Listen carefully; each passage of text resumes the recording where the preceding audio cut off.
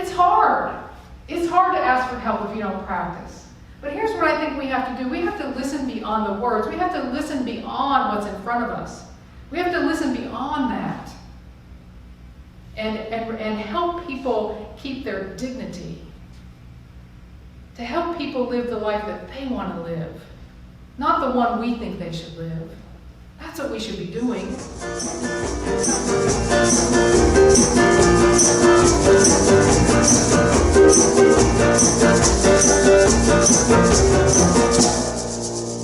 So, keep your head up, keep your heart strong. Any of you going through any difficult times?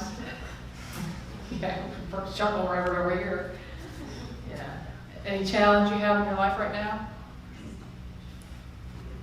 Anything that makes you tender and makes you want to cry?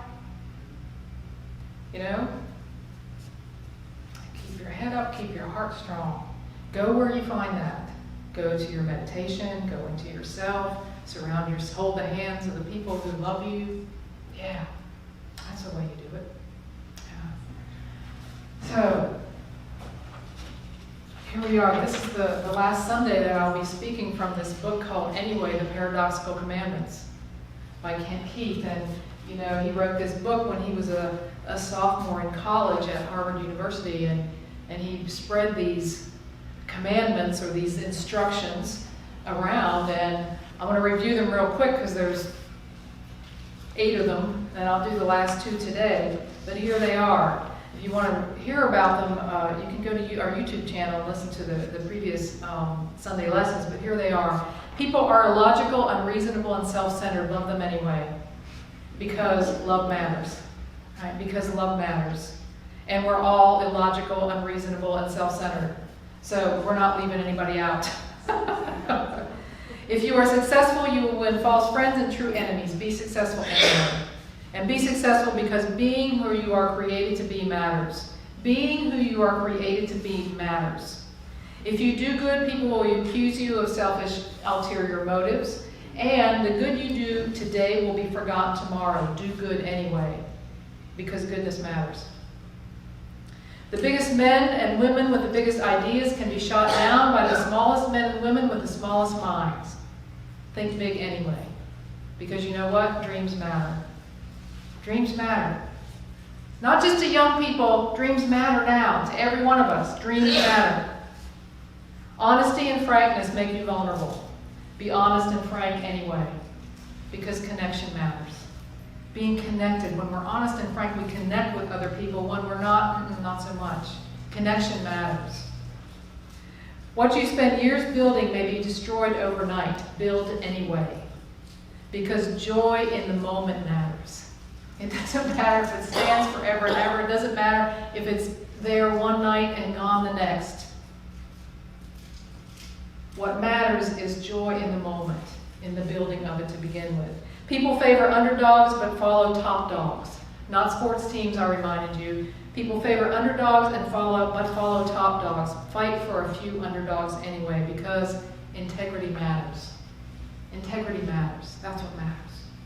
And today I want to start with number 9, which is people really need help, but may attack you if you do help them. Help people anyway. Now this is a tricky one actually, because sometimes we think helping people is bulldogging our way in there and making sure that they get what we think they need. Because it's in their best interest and we think that's the way it should be. But that's not really what helping people is about. It's a little more nuanced than that. It's a little lighter than that. It's not about what we want. Here's an example. I have to share this story. I haven't shared many stories from this book, and he has a story in every chapter in here to illustrate his ideas. But I want to share this one because it's very poignant. So let me share this with you.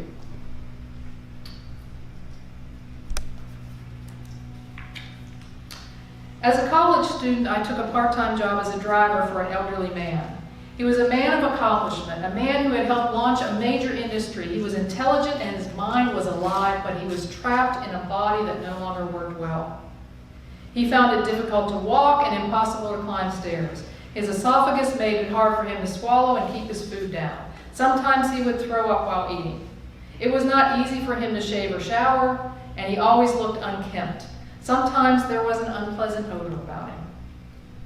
It was my job to take him to the park or to dinner or to wherever he wanted to go.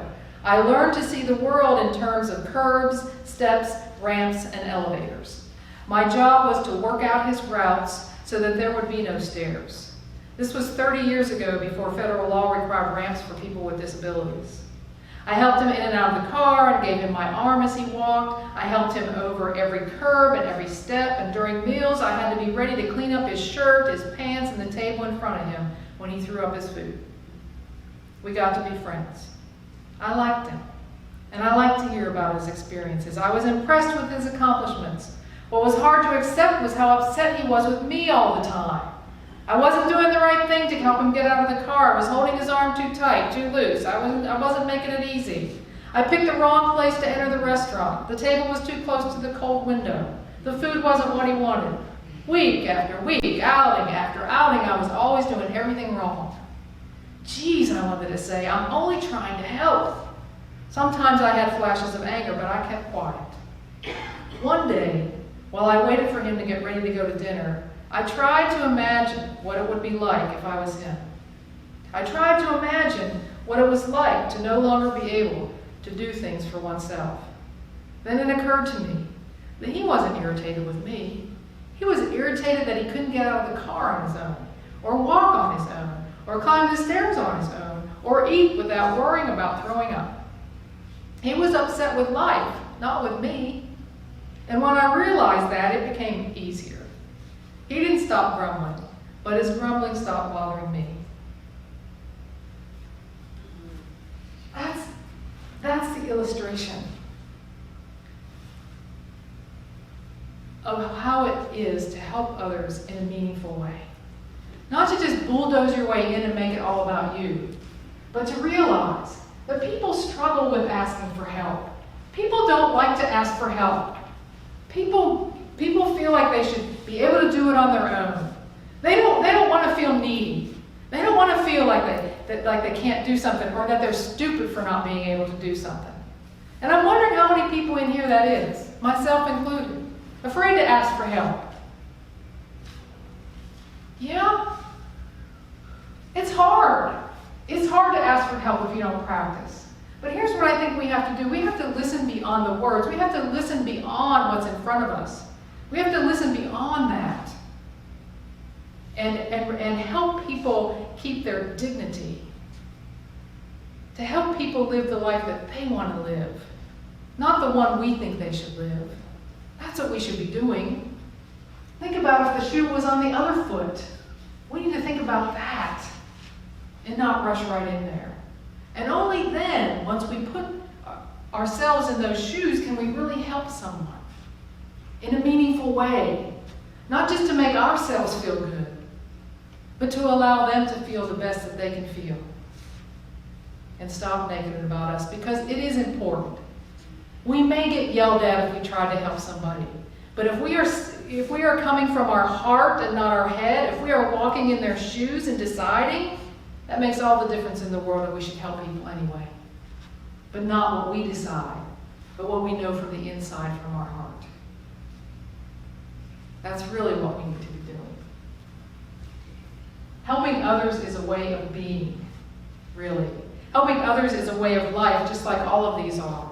And you know, I was thinking about helping others in this way also. This isn't covered in the book, but you know, all those people in the Bahamas, they need help. And some of us think, oh, I need to run down there right away and help them. You know, that's what I need to do. Or I need to run to the next one. We're like little ants scurrying to every disaster. Oh, we need to go over here and help these people because now they don't. Oh, we need to go over here and this. No, we don't need to do that. We need to make helping others a way of life. You hear what I'm saying? Not just when something happens that everybody's all in a snit about. And I'm not saying we shouldn't have send money or help to the people in the Bahamas by any means. I'm saying we should do it more consistently. And we shouldn't run there. We should look for organizations who are already doing that on a daily basis. On a daily basis. All the time. Who have decided that it is their life mission to help. All the time, every day. Now, we have a board member here at Spiritual Soul Center who has dedicated her life to do exactly that. And every day, she thinks about rescuing animals who are in kill shelters in the south here and shipping them north. Every day, she thinks about animals whose lives are going to end. And now she is able today to do that same thing in the Bahamas only because she's been doing it all the time. She did the same thing with Hurricane Maria in the Turks and Caicos. Jacqueline Semino. Right back there. And what's she doing today? She's handing out cards as you come in the door. She continues to help. Go every day. This is what helping others is about. It's a way of life. It's a way of being. It's not scurrying like ants to the next disaster. It's so important to realize that for you and me, to make it a way of being and a way of life. And then when things happen, we're in the flow already. We're already there. And let me tell you this. Some people say, well, I don't like to send money. Why not? If that's what you have, send it. If that's what you have, send money. It's not a bad thing. Jacqueline will take a check on the way out. Or go to her Facebook page. She'll gladly take money to rescue animals. That happens to be her thing. There are others who are rescuing people there. I mean, you know, I don't have to tell you what it's about. But send some money. They don't want all of us running down there. They have to take care of us. All of us with our aches and pains and what we're able to do and not do. I mean, come on. If you're not an emergency rescue person, it's not your place to be. I'm here to tell you. Send some money. It's important that we make helping others a way of life. It is a power of being that we have. Here's instruction number 10. Give the world your best, the best that you have, and you'll get kicked in the teeth. You know what I'm going to say. Give the world your best anyway. Right? Here's the thing. Here's the thing about the kicked in your teeth part. The kicked in your teeth part is the way we feel when we have an expectation. When we expect a certain outcome, when we expect certain people to treat us a certain way, when we expect the applause and the recognition. And then it doesn't turn out that way, and we're like, well, why did I spend all that time and energy doing that? You know, that's what we start thinking, why? Well, yeah, because we have this expectation. That's the culprit. That's the culprit, is expectation. What in the world? I'm saying we need to be doing our best because we have an inherent ability to do exactly that. Do we need anything else? Do we need the applause? Please. It creates conditions. Expectations creates conditions. It says, all right, well, if I do this, and I give all this time and energy to this, then I should get this. Or I should at least be up for the award, and I should have this. You see how that doesn't work? There should be no conditions on doing your best. None. There doesn't have to be. You put them on, I put them on, the expectations put them on. You will never feel as though your teeth were kicked in. You will never feel a sucker punch in the stomach. You will never feel that if you just get rid of your expectations and you simply decide to do your best. We've done this here before. We've studied this here before. Just this summer with Don Miguel Ruiz, one of the 4 agreements was always do your best. It was that simple. No more, no less, just your best at that time. When we studied Buddhism, we had this quote on one of our cards that I love, and you'll remember this. Leave everything as it is and rest your weary mind. See, our mind is what gets us in trouble because we have that expectation. Well, leave everything as it is, rest your weary mind, and just do your best. In the Christian tradition, it's simple. It's 3 words. Love one another. That's it. That's all you got to do. And you will do your best if you do that. Here's another reason to do your best. And we've studied this before too. And that is that the world needs your best. Put simply, the world needs the best that you can give. Whatever that is. The world is in need of that. Yes, you. Don't look at anybody beside you. It's you. The world needs your best. Here's what Kent says about this. The only thing that costs more than giving your best is not giving your best. You hear that? The only thing that costs more than giving your best is not giving your best. If you aren't giving your best, you aren't who you are designed to be. Never forget that you are unique. That means that you have something special to contribute. You make that contribution by giving the world your best. If you're not giving the world your best, what are you saving it for? What are you saving it for? I love that line. The world will be the best when you give the best. Like, stop holding back. Whatever it is. There's one other thing I want to talk about before I end this series, and that's this idea, and I've mentioned it throughout, and so has Keith in the book, this idea of appreciation.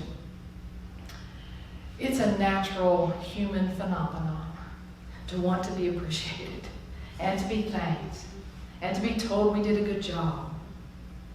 But those of us who crave that attention, those of us who are addicted to other people's opinions, we leave our happiness up to the whims of others. We leave it in their hands all the time. That's what happens. When we crave that, when we crave the applause, what we're talking about here is doing this inherently for us. What is it really about to live these paradoxical commandments? How does it really work? Well, it's a paradox in and of itself. The whole thing is a paradox in and of itself, because here we are trying to live these commandments, trying to live these instructions so that we have a meaningful life. And you know what happens? We end up serving other people.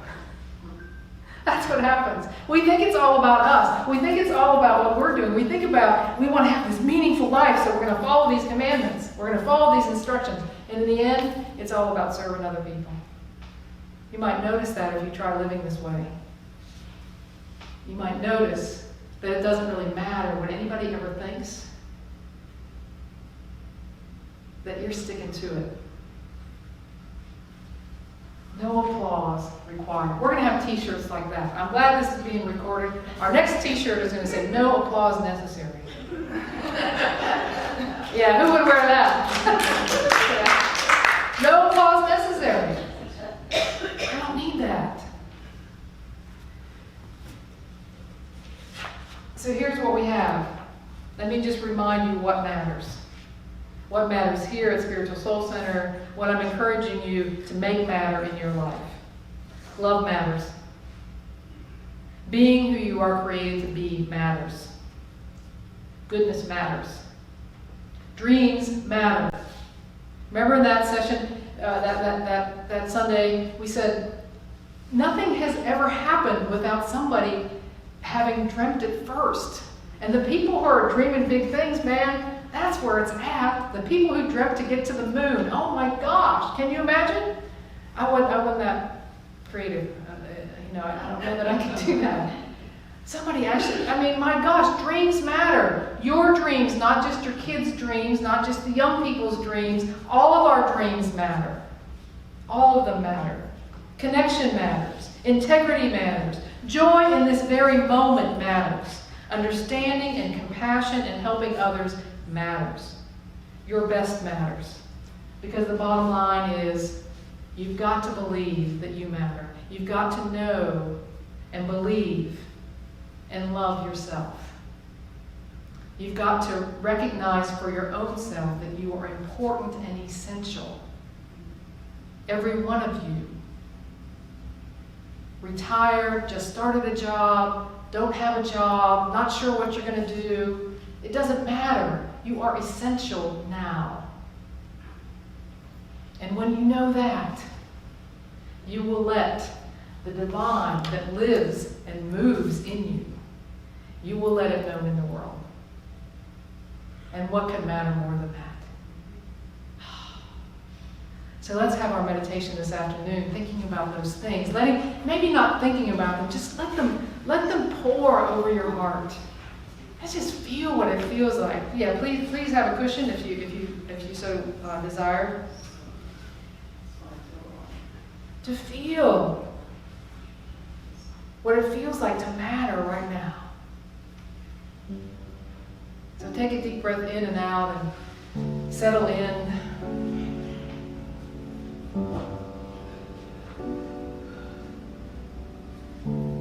Maybe our mantra this week is no applause required. Just let me serve, let me be all that I'm called to be. Let me remove the obstacles in my mind. Let me rest in assurance that there is something greater guiding me,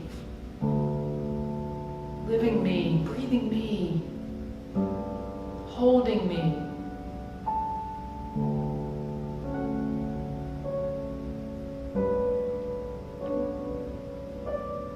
So breathe in and breathe out for these moments in meditation.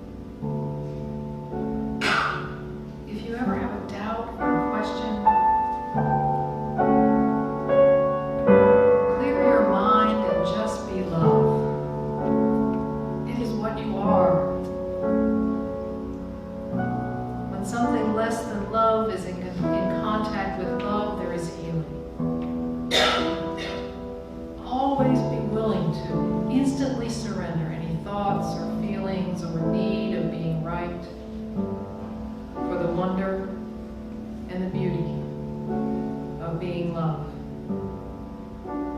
Love is the only true force in all creation, the light out of which all things are made, the cohesive power which holds all things together. Practice until you feel love always.